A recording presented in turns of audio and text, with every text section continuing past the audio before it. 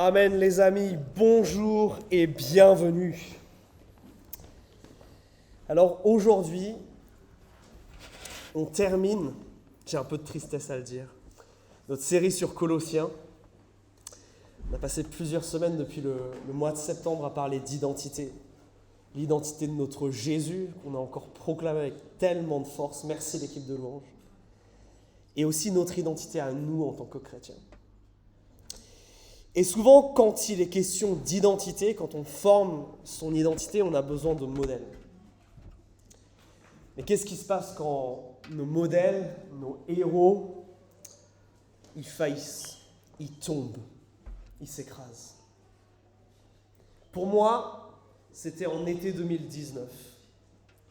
L'homme qui m'a redonné confiance en l'Église, le fondateur des Églises verticales, un homme qui m'a influencé jusque de ma manière de prêcher.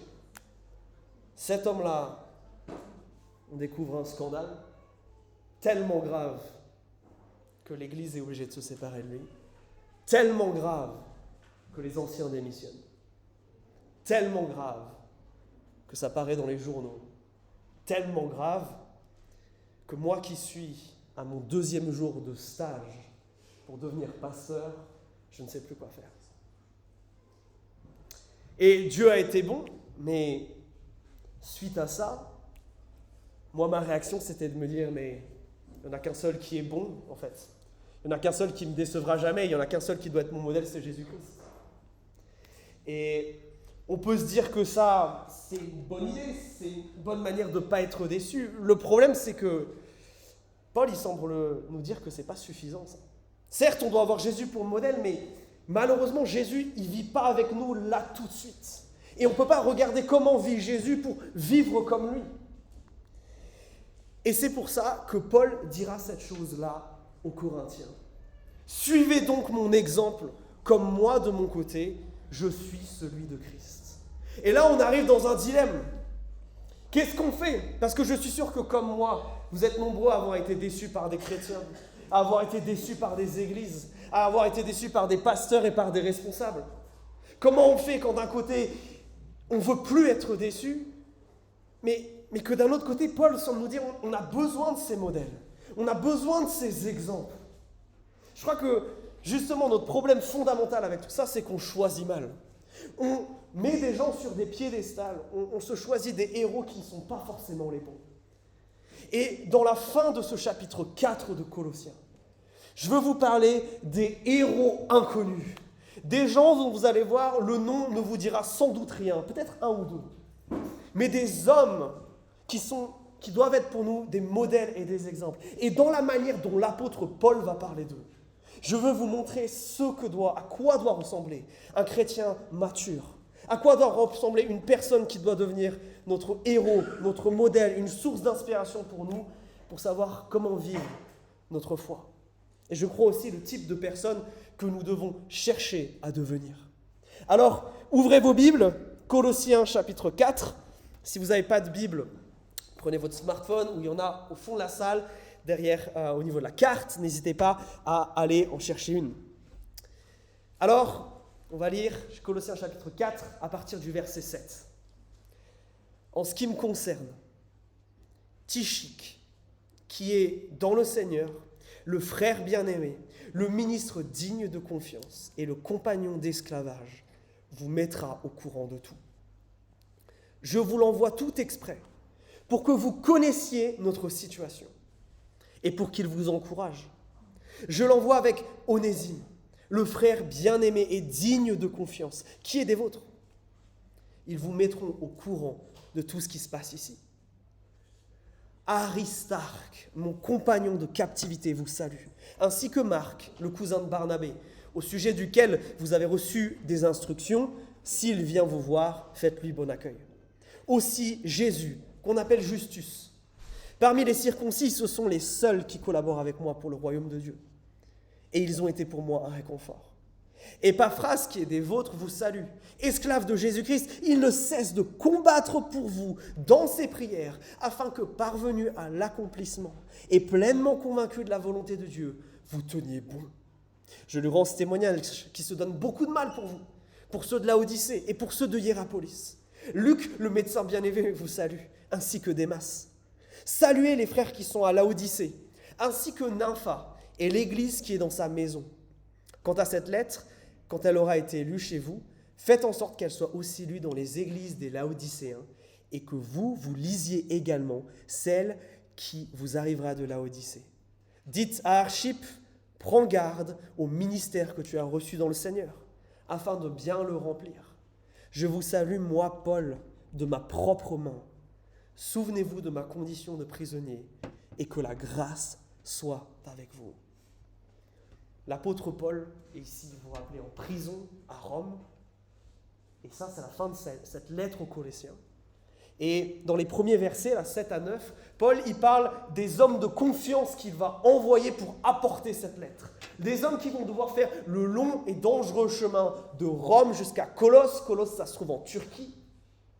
Des hommes qui vont devoir délivrer cette lettre, sans doute la lire, sans doute l'expliquer aussi, répondre à des questions, donner des nouvelles de Paul, des hommes donc, en qui Paul a confiance.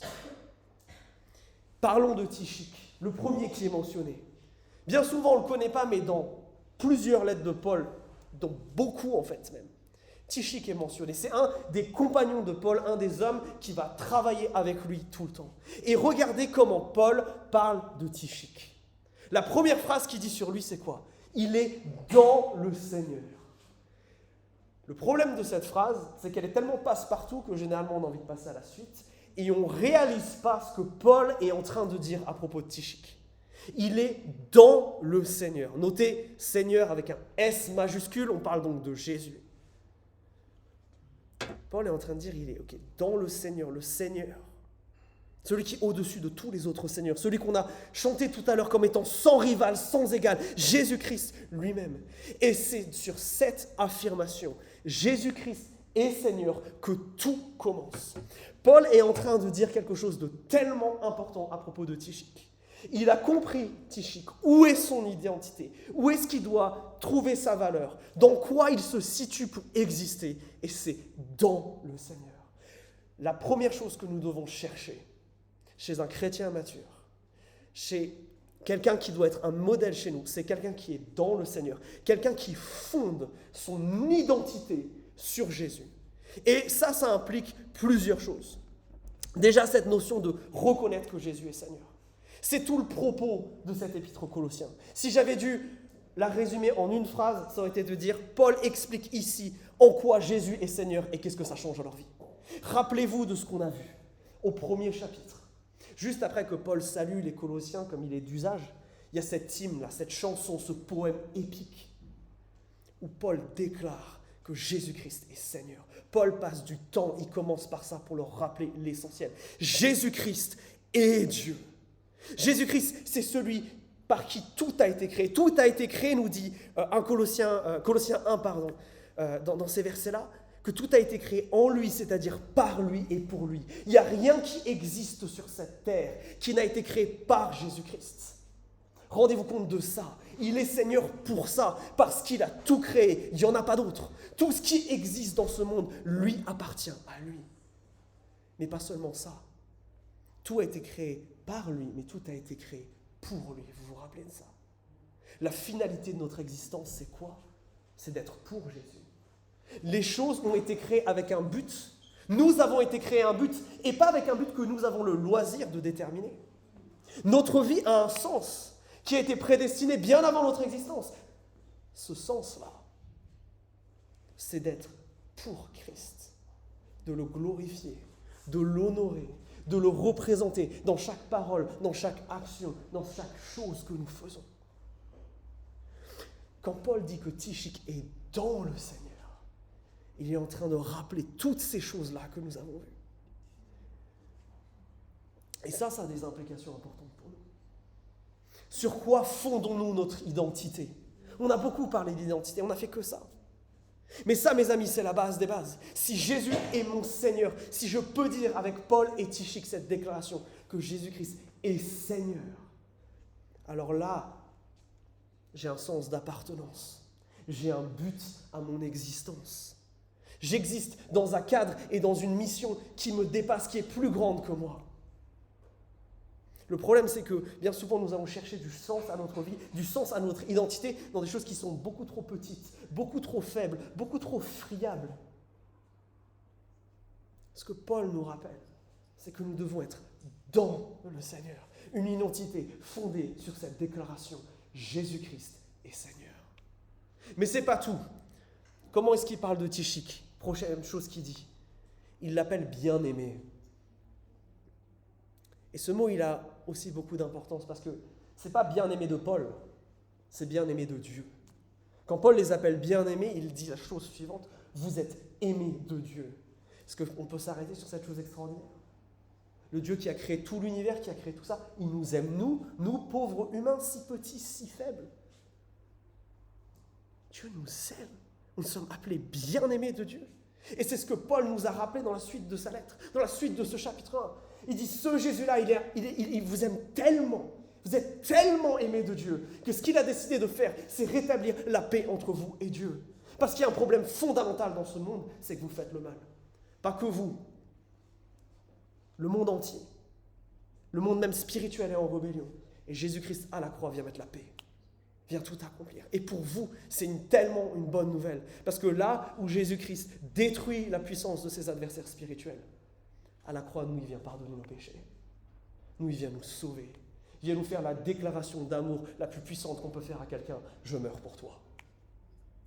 Bien-aimé de Dieu. Et cet amour, il entraîne la possibilité d'être libérés. Libérés quand nous comprenons, quand nous acceptons ce message de la croix qui s'appelle l'évangile dans la Bible. Et c'est ce que Paul nous rappelle ensuite à la fin du chapitre 1 et début du chapitre 2. Ce message qui entend en soi cette phrase, Christ mort pour nos péchés, selon les Écritures, enterré et ressuscité le troisième jour, selon les Écritures. Et Paul insiste sur quelque chose. Ce message, il est tellement incroyable. Ce message, il est tellement puissant. Il leur a dit au début de la lettre, ce que vous vivez là, vous, la manière dont ce message vous transforme, ça se passe partout dans le monde. Ce message, il est incroyable. Ce message, Paul dira, il vous donne un héritage dans les cieux, une vie éternelle dans la présence de Dieu. Ma question, mes amis, c'est encore une fois sur quoi fondons-nous notre identité ? Jésus-Christ est Seigneur, c'est une première partie. Mais il y a une deuxième partie à ça. Est-ce que nous fondons notre identité sur l'amour de Dieu, sur le fait d'être aimé de Dieu, ou sur l'amour de quelqu'un d'autre ? Parce que soyons très honnêtes, si on fonde ce besoin qu'on a tous d'être aimé sur quelqu'un d'autre que Jésus, on va être déçu.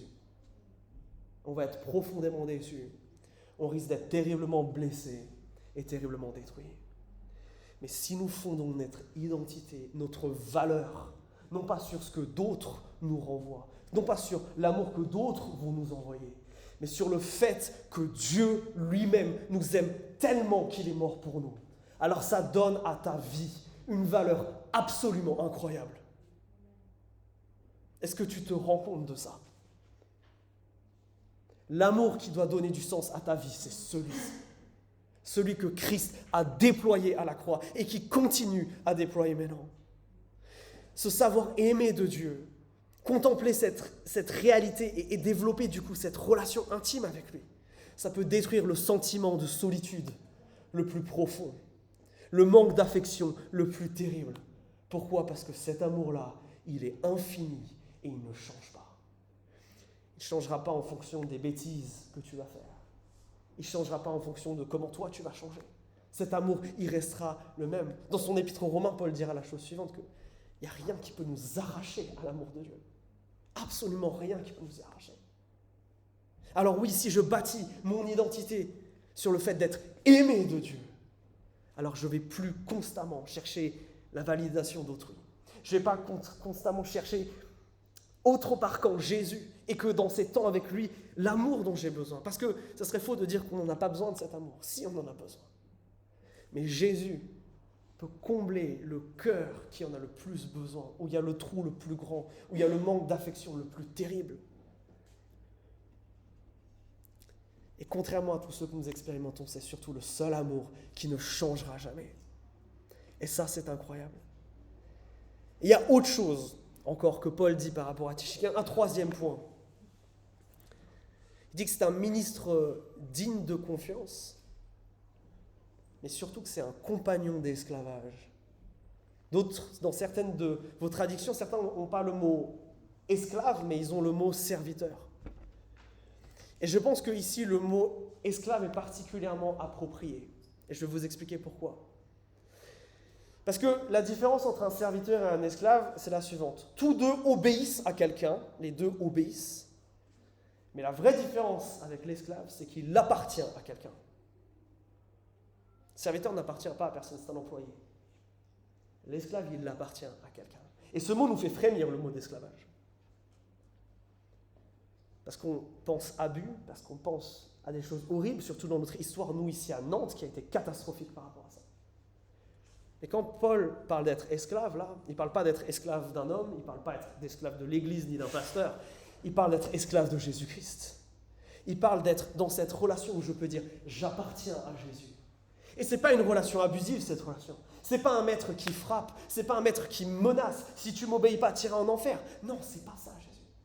C'est un maître qui t'aime tellement, qui sait que c'est en lui obéissant que tu vas grandir, que tu vas fleurir, que tu vas devenir la personne qu'il veut que tu sois. Et ça, c'est tellement important. Pour les Grecs, ce mot-là, Seigneur, c'est le mot qu'on emploie d'habitude pour parler de César. Le mot Seigneur, c'est celui qui décide, celui qui fait les lois, celui qu'on doit révérer, celui devant qui on doit plier le genou. Quand Paul dit « c'est mes compagnons d'esclavage », il dit « c'est avec eux que je sers Christ ». Et mon identité, elle est aussi fondée sur cette chose. Jésus est Seigneur, je suis aimé de Dieu. Mais la conséquence de ça, c'est que je le sers avec tout ce que je suis. Jésus est mon maître. Et je dis bien Jésus, pas une église, pas un pasteur, pas une autre personne. Jésus. Le seul qui, quand on le sert, nous aime. Celui qui, loin de nous traiter avec dureté, vient nous délivrer et vient nous sauver. Mais comprenez bien ce que ça implique. Parce que quand on dit Jésus est Seigneur, oui, il est Seigneur dans les cieux, il règne aujourd'hui, il a vaincu tous ses ennemis, ok. Il régnera sur terre demain quand le monde prendra fin. Mais confesser que Jésus est Seigneur aujourd'hui, ça veut dire qu'il règne maintenant, tout de suite, là, sur mon cœur, sur ma vie. C'est confesser que moi, je ne plie le genou que devant Christ et pas devant un autre. Et surtout pas d'ailleurs devant moi. C'est de dire que mon allégeance, elle n'est pas divisée. J'appartiens à Jésus et seulement à Jésus. Et c'est ce que Paul va développer, chapitre 2, chapitre 3. Une allégeance qui ne doit pas être divisée avec d'autres religions, d'autres spiritualités, d'autres philosophies. D'autres mots qui se terminent par la syllabe isme ou wat ou osh pour dire autre chose. Notre identité, elle est fondée dans le fait que nous servons un roi. Paul dit ensuite que, vu que nous sommes esclaves de ce Jésus-Christ, on doit le croire. C'est lui qui est la source de toute vérité. Et là, c'est tout ce qu'on a vu au chapitre 3. La conséquence de ça, c'est que ça doit transformer nos relations les uns avec les autres. Ça doit venir mettre à mort notre péché si Jésus est notre Seigneur. Si Jésus est notre Seigneur, alors tout ce que Jésus déteste, on doit le détester. Ça commence par le péché en nous. Ça continue avec le péché qui détruit nos relations. Et ça, on doit le remplacer, vous savez, par ses vertus. Et enfin, on a terminé la semaine dernière en disant que ça doit aussi transformer nos relations familiales et nos relations professionnelles. Jésus-Christ est Seigneur.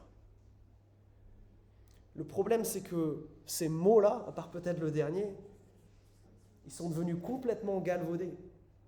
Que bien souvent, on les utilise, le mot Seigneur en tout cas, plus comme un signe de ponctuation dans nos prières que comme la confession que nos vies appartiennent à Jésus-Christ. Mes amis, tout le message de Colossiens et tout ce que Paul nous rappelle par rapport à ces hommes, Tychicque et Onésime, c'est cela.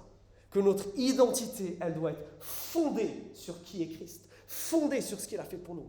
Parce que si nous essayons de nous fonder sur toute autre chose que ce qui est marqué là, on va vivre des déceptions énormes. On va vivre des crises catastrophiques. On ne va pas trouver cette plénitude, ce bonheur et cette satisfaction auquel chacun d'entre nous aspire. Tant que je ne déclare pas que Jésus est Dieu, tant que je ne me sais pas aimer de lui, et tant que ma vie, ce n'est pas une vie de service auprès de ce doux et bon maître qu'est Jésus-Christ, alors je vivrai dans une forme d'insatisfaction. La question pour vous qui êtes là depuis septembre, qui m'avez entendu dire déjà tout ça plein de fois, c'est on en est où? Est-ce que nous sommes convaincus maintenant que Jésus est notre Seigneur et que ça doit avoir des implications? Est-ce qu'on a commencé à avoir du changement dans notre vie? Est-ce qu'on a pris à cœur ce que Paul nous a dit? Quand il nous a dit « mettez à mort votre péché ». Est-ce qu'on a pris à cœur ce qu'il nous a dit quand il a redéfini la manière dont on devait avoir des relations entre nous? Est-ce qu'on commence à voir les fruits de ça? Parce que si nous ne nous y mettons pas, si nous ne nous soumettons pas à Christ, alors nous allons vivre une insatisfaction toujours plus profonde. Nous avons ici un guide pour fonder une identité qui va nous permettre de grandir.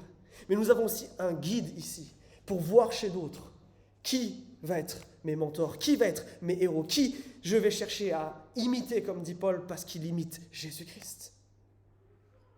Alors, ça c'est pour la première chose.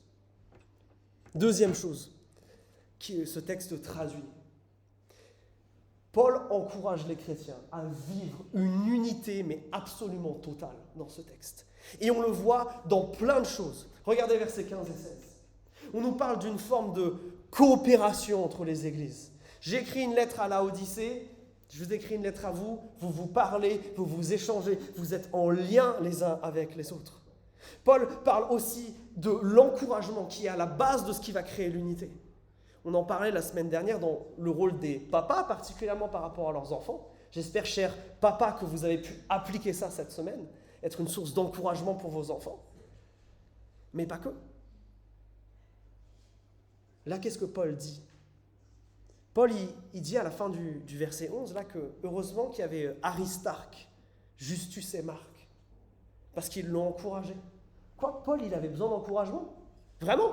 Paul, on a vu cette semaine en groupe de maison qui disait « Moi, je veux que ce soit la parole de Dieu qui arrive à sortir des murs de la prison. Moi, quelque part, je m'en fiche de ce qui m'arrive. » Un homme qui arrive à être autant décentré de lui-même, il a aussi besoin d'encouragement. Paul dira aussi que, regardez au verset 8, que le but de l'envoi de cette lettre, le but de l'envoi de Onésime et de Tychik, c'est bien pour encourager les Colossiens. Est-ce que nous sommes une église qui développons une culture de l'encouragement? Parce que je crois que chez Paul, c'est un moteur puissant pour justement créer cette unité. C'est un beau mot, unité, mais dans le concret. Chapitre précédent, il nous avait parlé de vertu à mettre en place, de bonté ardente qui devait être là entre nous, d'amour qui devait être là. Mais je vais vous montrer deux exemples de choses encore plus fortes qui sont dans ce texte, peut-être un petit peu cachées. Au verset 10, on nous parle d'un certain Marc. Regardez. Et on nous dit de ce Marc qu'il est le cousin de Barnabé. Ok. Mais pour les chrétiens de cette époque, ça a beaucoup de sens. En Actes chapitre 15, il y a une dispute dans l'église qui est incroyable. Paul, il y a quelqu'un qui justement était son mentor, quelqu'un qui lui a mis le pied à l'étrier, c'est ce fameux Barnabé. Et puis progressivement, Dieu a dit, Barnabé, c'est Paul qui va prendre la suite du ministère, c'est lui qui va guider les efforts missionnaires. Et en Actes chapitre 15, il y a une dispute violente qui éclate à propos de ce fameux Marc. Barnabé dit, c'est mon cousin, c'est un mec bien, on l'emmène avec nous en mission. Paul dit non. Non, parce que Barnabé, il est déjà venu une première fois, et puis il n'a pas tenu le coup. Il s'est barré en cours de route. Il n'a pas persévéré. Il nous a abandonnés. Moi, je ne le reprends pas. Et cette dispute a été tellement violente entre les deux qu'ils ne vont plus jamais partir en mission après. Alors l'Écriture ne nous dit pas qui a raison, qui a tort dans cette histoire-là. Mais on sait que Paul est en conflit par rapport à cet homme. Regardez ce qu'on apprend maintenant sur Marc. Cette lettre arrive après tout ça. On apprend que Marc fait partie de ces trois personnes-là, avec Aristarque et avec Justus, qui sont venus encourager Paul. Ils ont repris le ministère ensemble. L'unité, elle a été recréée. Comment là où c'était brisé? Parce que des gens auraient décidé de se pardonner et de retravailler ensemble et de refaire du ministère ensemble. Et ça va même plus loin. Parce que regardez la recommandation qu'il fait. Il a expressément dit aux Colossiens, si ce gars-là, avec qui j'ai été en conflit, il vient parmi vous, Vous accueillez déjà bien tout le monde, mais alors lui, quand il vient, vous l'accueillez bien.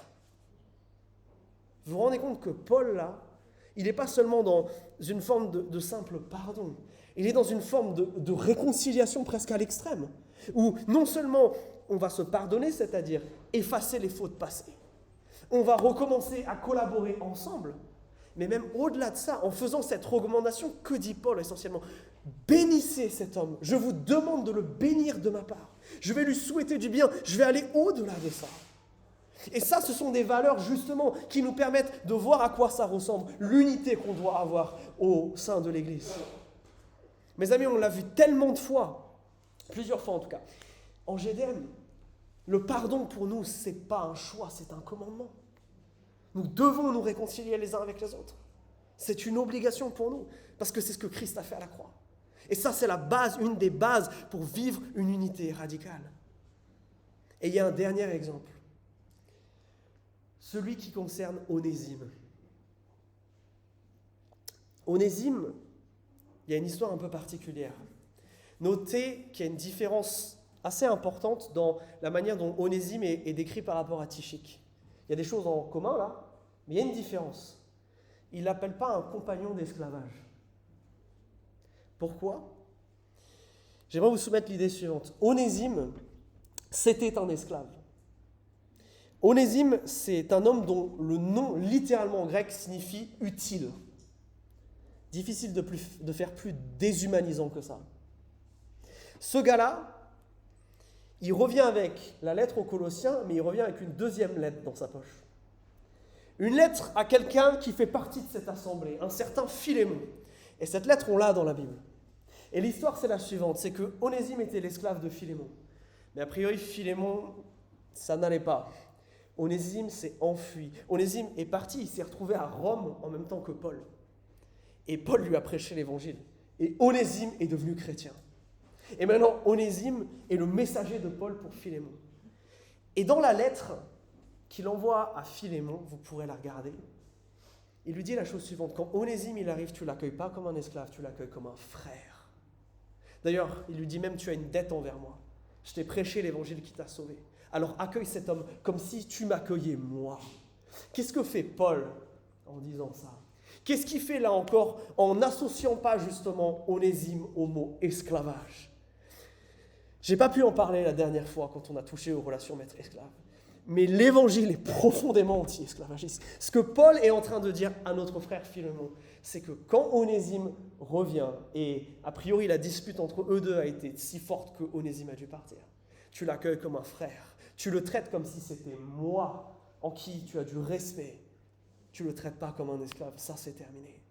L'unité, elle vient aussi quand nous faisons disparaître non seulement les problèmes, les disputes qu'il y a entre nous, comme ce qui s'est passé entre Paul et Marc, mais quand nous allons à l'étape d'après, quand nous venons faire disparaître ces différences et ces choses qui peuvent nous éloigner.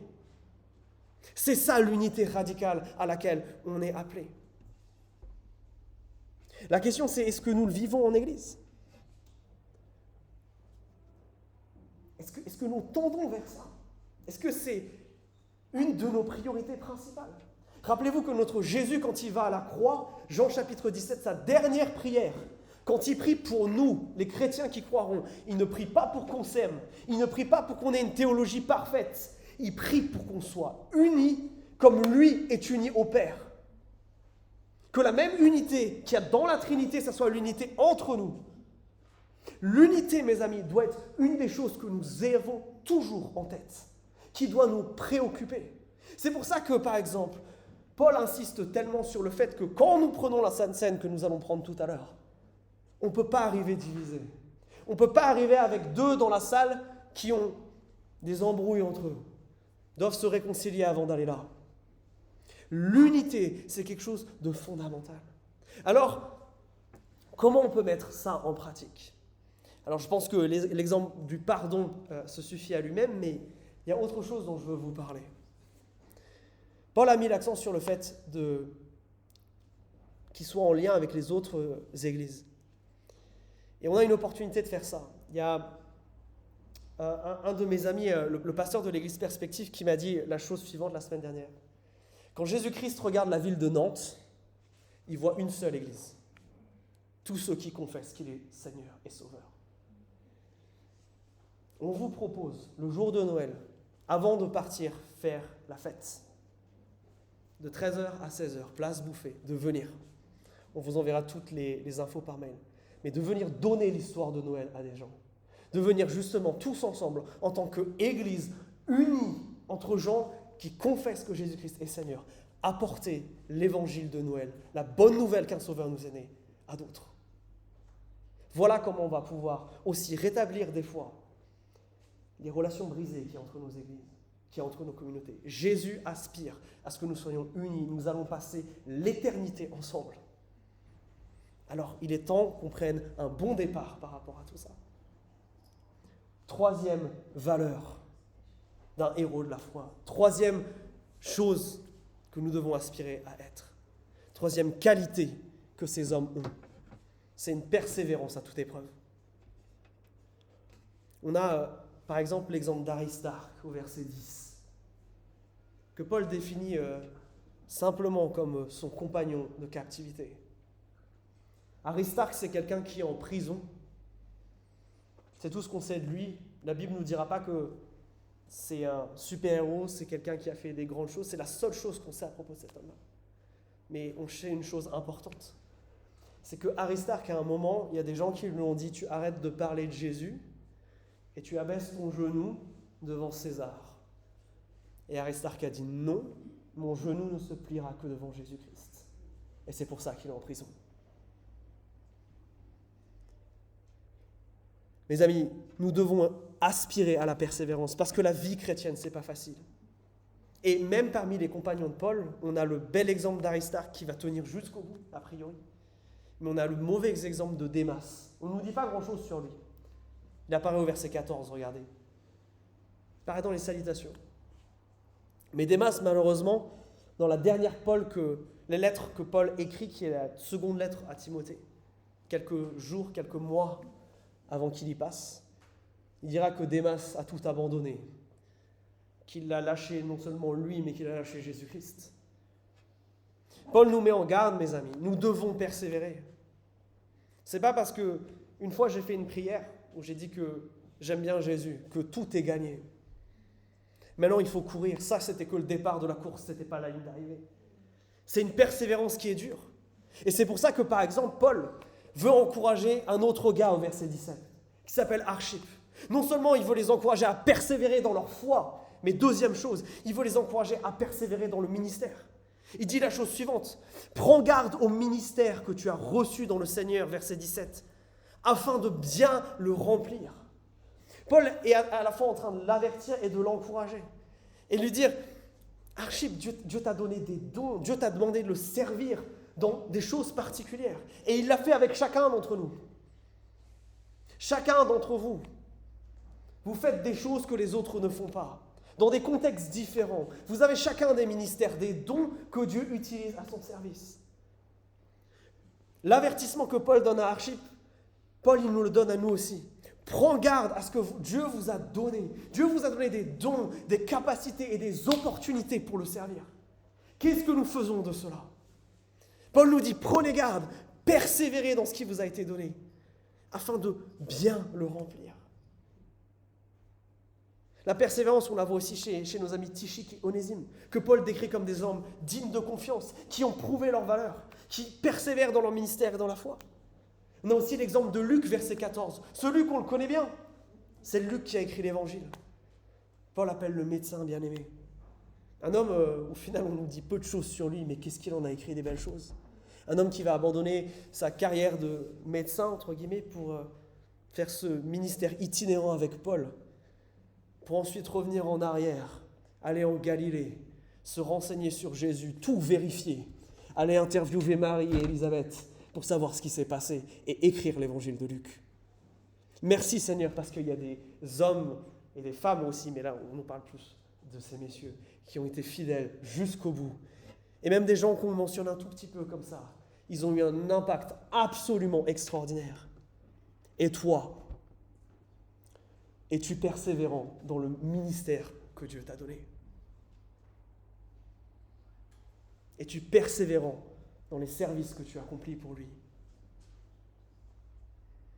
Et tu vas peut-être me dire, mais Quentin, j'essaye, mais c'est dur. Mais c'est dur et j'ai du mal. Et là, j'ai envie de vous diriger vers Épaphras. Épaphras, on en avait déjà parlé. C'est aussi un grand copain de Paul. C'est un homme qui a fondé l'église de Colosse. C'est un homme qui, justement, vient de la communauté à laquelle cette lettre va. Et regardez le témoignage que Paul lui rend au versets 12 et 13. Épaphras, qui est dévot, vous salue. Esclave de Jésus-Christ, tiens lui aussi. Il ne cesse de combattre pour vous dans ses prières, afin que, parvenu à l'accomplissement et pleinement convaincu de la volonté de Dieu, vous teniez bon. Épaphras, il a compris que la persévérance pour le chrétien, c'est un enjeu particulier, que tout n'est pas gagné, et que justement, il y a la nécessité, dans les propres mots de Paul, de combattre dans la prière. Et ça, c'est la première manière de persévérer. Comment on persévère dans sa foi? Comment on persévère dans son ministère? Comment on aide les autres à persévérer dans leur foi et dans leur ministère? En priant. Mais regardez le mot que Paul utilise. Ce n'est pas seulement prier, c'est combattre dans la prière. On a un Épaphras qui, de manière intentionnelle, qui de manière régulière se met à genoux devant Dieu et prie pour l'église de Colosse et supplie Dieu de la protéger. Supplie Dieu, regardez, non seulement qu'il soit pleinement convaincu de la volonté de Dieu, dans le but qu'ils tiennent bon. Il prie qu'ils comprennent tout ce que Paul leur dit dans cette lettre, sur qui est Jésus, quelle est leur identité, tout ça, afin qu'ils tiennent bon dans la foi. Mais bien souvent, le problème, c'est que quand nous voyons nos amis, nos voisins, nos enfants s'écarter de Jésus, notre premier réflexe, c'est d'être pris aux tripes parce que ça fait mal et de se renfrogner dans une profonde tristesse. Et si la première chose qui se passait lorsque nous luttons nous-mêmes pour notre foi, pour la foi des autres ou pour notre ministère, c'est de nous mettre à genoux et de combattre dans la prière, de supplier Jésus. Est-ce que c'est cette attitude-là que nous avons en Église?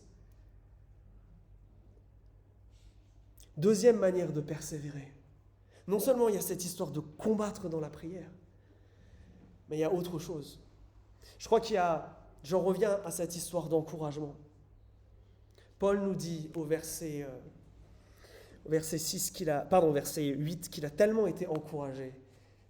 Verset 11, je me mélange les pinceaux. Qu'il a tellement été encouragé parce qu'il y a 3 gars qui sont des juifs, qui sont Marc, qui sont justement Justus et qui sont Archippe, qui sont venus le voir.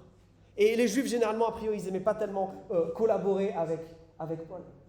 Et eux, ils sont venus le voir, et eux, ils sont encouragés. Et eux, ils l'ont aidé à tenir. Parce que notre ami Paul, il est en prison. Est-ce que nous développons, nous aussi, en Église, cette culture de l'encouragement? Ça m'a particulièrement frappé ici. Paul veut encourager cette Église. Et Paul a été encouragé par d'autres. Si Paul lui-même ressent le besoin d'être encouragé, qu'est-ce que ça veut dire pour nous? Et je crois que là, ça touche à quelque chose qui, nous, en tant que Français, on a beaucoup de mal à faire. Chez nous, les encouragements, ça se mérite. Il faut vraiment que tu aies fait quelque chose de bien, déjà pour que je te le dise, mais pour peut-être que je t'encourage à continuer à le faire. Mais l'attitude de l'Écriture, elle est tout autre. On veut que les gens puissent persévérer. Alors, encourageons-les. Est-ce que nous avons cette attitude? Est-ce que, par exemple, nous encourageons nos chers amis qui s'occupent des enfants chaque dimanche? Et vous êtes beaucoup à prendre part à ce ministère, en sachant très bien que ce n'est pas votre don principal, mais parce que vous aimez Jésus, vous y allez. Est-ce qu'on les encourage? Est-ce qu'on encourage Hugo et Tabitha, qui chaque semaine préparent pour nos enfants quelque chose pour qu'ils rencontrent Jésus? Est-ce qu'on se rend compte qu'on veut que nos enfants soient des disciples de Jésus-Christ? Est-ce que nous prions pour eux? Est-ce que nous prions pour leurs moniteurs? Est-ce que nous prions pour Hugo et Tabitha qui soient remplis de zèle, qui soient remplis de créativité? Pour que Dieu les utilise et que nos enfants puissent un jour confesser Jésus-Christ. Est-ce que nous encourageons notre équipe de louanges? Il ne faut pas savoir seulement jouer un instrument pour y arriver. Ils se réunissent chaque semaine. Chaque semaine, ils sacrifient une soirée à répéter pour nous, pour ici. Est-ce que nous les encourageons? Est-ce que nous les remercions? Est-ce que nous avons à cœur de développer cela? Parce que je crois que bien souvent, justement, Dieu veut nous utiliser, nous, pour être un encouragement pour d'autres. Bien souvent, on a tendance à se dire, non mais, ils se débrouillent avec Dieu, Dieu va suffisamment les encourager, ils lisent leur Bible, ils prient, c'est bon, ça suffit. Mais c'est pas comme ça que ça marche, j'ai l'impression, dans l'Église. J'ai l'impression que bien souvent, Dieu veut nous utiliser et utiliser nos encouragements presque comme des prophéties pour encourager les autres, pour les élever, pour leur permettre d'aller de l'avant. Et je crois que, justement, c'est un point sur lequel nous devons être particulièrement vigilants, l'encouragement et la prière en vue de la persévérance. Et là encore, je veux vous donner une occasion de l'appliquer, une occasion de mettre tout ça en pratique. Vous le savez, la semaine prochaine, il y a un événement absolument extraordinaire. Ouais. 5 d'entre vous vont confesser Jésus en rentrant dans les eaux du baptême. Oui, c'est génial. Oui, on peut applaudir. Oui, Yann, tu as raison. Merci Seigneur. Mais on a bien conscience que notre chère Marine, notre chère Esteban, notre chère Gina, notre chère Daisy et notre cher Roland, ils commencent une marche avec Dieu qui n'est pas facile. On a conscience qu'ils ont encore plein de choses à apprendre, tout comme nous d'ailleurs. Et que eux, pour tenir bon, ça va aussi être compliqué. Est-ce que maintenant nous rentrons dans une attitude où eux qui vont devoir venir ici dimanche prochain et témoigner devant leurs parents, devant leurs amis, devant des gens qui ne connaissent pas Christ, ils vont être stressés, nos amis là. Est-ce que nous les portons dans la prière? Est-ce que nous combattons pour que le Saint-Esprit se saisisse de leurs mots et que d'autres puissent être sauvés dimanche prochain? Et je veux nous donner une occasion de faire ça. Je voudrais vous encourager à venir combattre cette semaine. Avoir un temps de jeûne et de prière. Samedi prochain, juste avant le baptême. De tous, si vous le pouvez, déjà jeûner, s'abstenir de nourriture, après le repas de midi du samedi jusqu'à dimanche matin. Et que pendant ces temps où votre estomac crie famine et gargouille, vous vous mettiez à genoux devant Dieu et que vous priez pour eux. Priez pour leur persévérance. Que vous puissiez leur envoyer un mot. Et si vous voulez faire ça ensemble, je vous propose de vous retrouver le soir, le samedi soir ici. On va avoir 1 heure de vraie prière pour eux, avec des thématiques bien précises et des choses, des petites surprises que je vous réserve.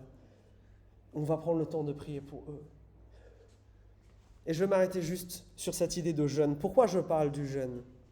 Parce que dans la Bible, quand il y a des situations importantes, quand il y a des choses dramatiques, là on est plus dans situations importantes que choses dramatiques, le réflexe du peuple de Dieu, c'est de se mettre devant Dieu et l'appeler à l'aide, et lui dire viens bénir, viens faire quelque chose d'extraordinaire. Et c'est ce que nous voulons faire. Nos frères et sœurs dans la foi, les témoignages qu'on a des premiers siècles, c'est que les chrétiens jeûnent plusieurs fois par semaine. Autant vous dire qu'on a des petits progrès à faire.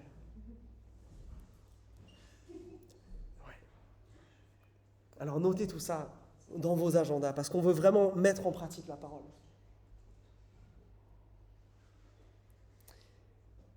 Et j'aimerais maintenant vous emmener dans un temps de reconnaissance. On a vu 3 choses importantes. Que Jésus-Christ est notre Seigneur, qu'on doit fonder notre identité sur lui, qu'on doit cultiver une unité absolument totale entre nous, qu'on doit chercher à persévérer. Et pourquoi on peut faire tout ça? Parce qu'on a un Jésus, un qui est puissant pour nous aider sur ça, mais qui nous a délivrés, qui nous a secourus, qu'on est bien aimé de Dieu. Cette phrase est tellement incroyable. Si vous étiez là en GDM ces dernières semaines, vous avez noté que Paul, là, met un accent particulier sur la reconnaissance. Je vous propose maintenant qu'on rentre dans un temps de prière qui va nous amener à la scène. Un temps où on veut se rappeler de qui est notre Jésus. Un temps où chacun d'entre nous, là, à haute voix, puisse, par une prière courte ou plus longue, exprimer à Jésus combien il est reconnaissant. Qu'est-ce que vous avez vécu depuis ce mois de septembre pour lequel vous pouvez être reconnaissant? Comment, au cours de ces instants qu'on a passés ensemble, vous avez vu Jésus-Christ vous toucher, vous transformer. Qu'est-ce qui monte à vos têtes quand vous pensez que vous êtes aimé de Dieu? Quand vous pensez que Jésus-Christ peut être votre Seigneur, qui peut transformer vos vies? Je vous invite maintenant, à haute voix, à déclarer ces choses à Dieu. Seigneur Jésus, nos cœurs veulent te redire, tu es grand, Seigneur, tu es bon. C'est ce Dieu si incroyable, si merveilleux, et on ne mérite pas de pouvoir être avec toi. Et pourtant, toi, tu nous accueilles. Merci, Seigneur, pour ça.